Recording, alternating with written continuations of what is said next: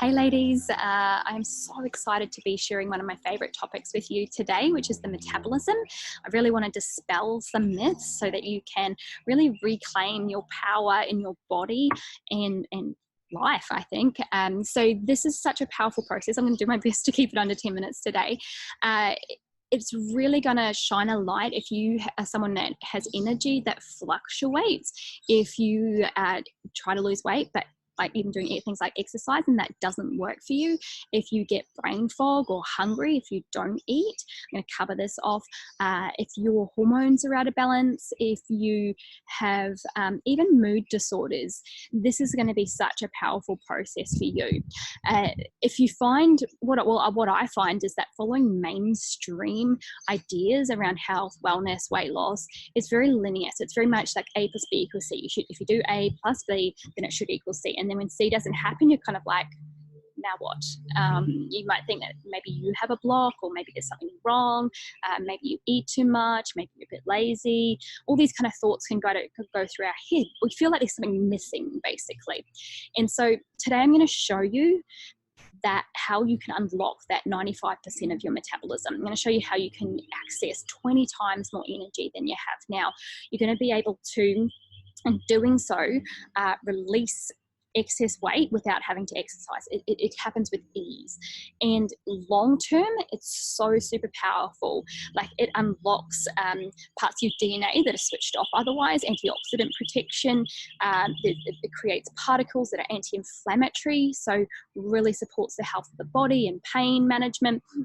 Things like cellular repair, so even your old cells, it like sweeps them up and gets rid of them, so you can create new cells, create new stem cells, create new neurons. It's great for brain repair. There's like so many powerful aspects long term in what I'm going to share with you today.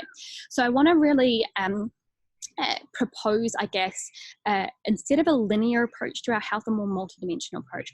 That's life, right? That's our bodies. It's a multidimensional space. And I'm going to focus more so on two aspects, though there's many ways that we can channel and activate energy within our bodies. But I want to focus on two aspects today where we can just really quickly reclaim our power, and that is in two aspects of the metabolism. And the way I like to paint a picture around this is that I find easy to understand is like a fire. Let's say your metabolism is a fire. If you really wanted to, say, get a fire started, let's say you go camping and you wanted to start a fire, what fuel would you use? So for most people, when they're wanting to start a fire, they think of things like kindling paper, right? It's a quick burning fuel. You put on the fire, the flame starts very quickly. You've got quick energy, but it doesn't last very long. So this is very much what glucose is like in your body. So glucose is one of our fuels. We can store about 2,000 calories and then we run out. So we store 2,000 calories in our muscles and our liver as what we call glycogen. And some of you who like to know the hows may like to grab a pen and paper. Otherwise, just allow what sinks in to sink in and just let the rest go. So you're storing 2,000 calories in your muscles and your liver. The blood doesn't like any more than a teaspoon in there. So anything left over will get swept up and stored as fat. This is our glucose stores. Now, what happens is if you're not getting enough fuel, like even in a day where your fuel starts to run low, you will get brain fog, you will get hungry, your energy starts to drop. And if you don't top your fuel sources up, then the body gets the message that there's not enough fuel, okay? And when there's not enough fuel, then the body it's designed for survival. It's not designed for weight loss, okay? So what it will do is it'll slow down your metabolism to preserve that fuel. And this is what is really frustrating, because in your 20s and 30s, what you often in this process of cutting calories and doing your exercise to lose weight and to maintain your body, and then your metabolism's slowing down, and then in your 30s, 40s, 50s, what happens is you do exactly what you were doing before, but the metabolism slows, so the weight starts to hang around again. So we want to really start speeding that metabolism back up again. So it's really understanding these different fuels. So you also have an opportunity, like let's say you go camping and you want to have a fire that will last all night. You want to cook some marshmallows, you want to have some great conversations with friends or family, and you need the fire to last a long time. What would you use? So a lot of people are thinking like big fat logs, right? You want to put a log as opposed to the kindling, the paper. Now, this is another part of your fuel that you can use in your body. This is your fat stores. Now, we know that the paper and the kindling, the glucose, only has a capacity of 2,000 calories. Now, the log is a slow burning fuel that once it starts is going to burn all night. And this is your fat stores. Now your fat stores, to give you an idea of capacity, if you think of an ultra marathon runner, think of how little fat they've got on their body. They have 40,000 calories of fat. So that skinny athlete has 20 times more fat than they do glucose as a fuel source. So you can imagine this skinny athlete has a fuel source that is so super powerful, it's going to give them more energy, that of course if they're burning it, then they're going to keep the fat circulating too, where if they're using glucose, they're going to have to keep topping up. And you've probably seen it with older athletes. The new athletes are switching over, but the older athletes would be having the gels, right? Because they're having to keep top up the glucose to get that fuel source. Now this is a fuel source that has a lot of smoke. Paper and kindling has a lot of smoke, and same in the body. The byproducts are smoky, so there's more byproducts that are doing damage in the body. So if we're using this for fuel, we don't want it to be our main fuel source. Like if you're running off kindling and paper, then you can imagine how you easily burn out doing this. So by tapping into your fat stores as another fuel source, I don't know about you, I'm no ultra marathon runner, so I've got a lot more than that 40,000 calories of fat.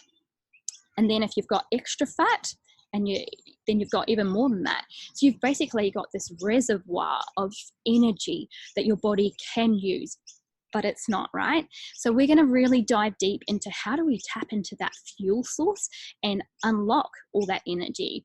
And when you're burning it, that's when fat falls off. You don't even have to do the exercise. You're just actually tapping into the right fuel. So there's different environments, and that's what I really want to, I guess, highlight today, is that fire when you went camping is, one of them is a quick burning fuel. One of them could get started really easy. The other one was slow burning. It took a little while to get started. And this is the same with fat and glucose. Glucose can function without oxygen. It's an anaerobic fuel. But fat, on the other hand, is an aerobic fuel. It needs oxygen.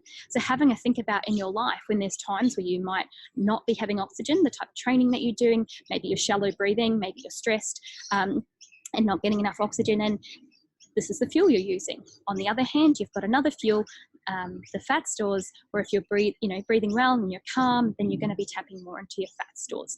So this is, I guess, what I really want to highlight today, is the different fuels that we can use in the environment, because then we are left with a choice. And this is kind of what I want to throw back at you is, what choice do you want to make? It doesn't have to be, again, the linear, well, I'm only going to burn one or I'm only going to burn the other.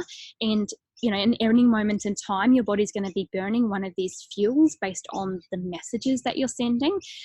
But if you're anything like the majority of our population, based on our lifestyle, we're all burning this glucose and burning our bodies out, and it's causing a lot of imbalance. Where if we can activate this part as well, then you've got two beautiful fuels that can work well together. What it does mean in the short term, it can mean that you need to focus more on this side to really get it burning and retrain it, allow it to optimize and remember how to burn this fat. So I want to throw it out to you, and even just comment below with your commitment or what you want to do. Which fuel do you want to burn is the first question, because that's really shifting you into the mindset and commitment about what you're going to be changing. The second question, or something to consider as well, is the fuel that's going into your body. If you're having a lot of sugar, carbohydrates, this turns to glucose in the blood. So you are training the body to burn glucose, okay? So then it's going to crave more, so you are going to keep wanting to burn that fuel. If you're having a little bit of healthy fats in your diet, your body has to metabolize those fats, so it gets used to burning fat as well. So making sure that you've got some good, nice, healthy fats in your diet as well. Avocados, coconut oil, maybe some olive oil, macadamia oil, some good nuts and seeds, depending on what your diet, your diet preferences are. But just making sure that it's not a low-fat diet, because then the body forgets how to burn fat. Also, you need it for absorption of vitamins and minerals like ADEK. So just keeping that sort of in the background too. So I want you to share below what your what your commitment is, what fuel do you want to burn, what lifestyle factors you might start shifting in order to support that new fuel. And if you want this to be a long-term thing, as in you really want to become this fat burning machine, tap into all those amazing benefits long-term. And for me, this is where the power is. This becomes your primary fuel source. And then you use this when you need that kindling, when that paper, you need that little burst as well. Then it's just about reprogramming. It's about being able to hold that metabolism in that space. And so that's about consistency. So keeping in mind, you can still cycle back and forth, but the longer you're holding here, the more of a fat burning machine you become. And then if you're coming over here temporarily, the body barely kind of uses that smokiness over here.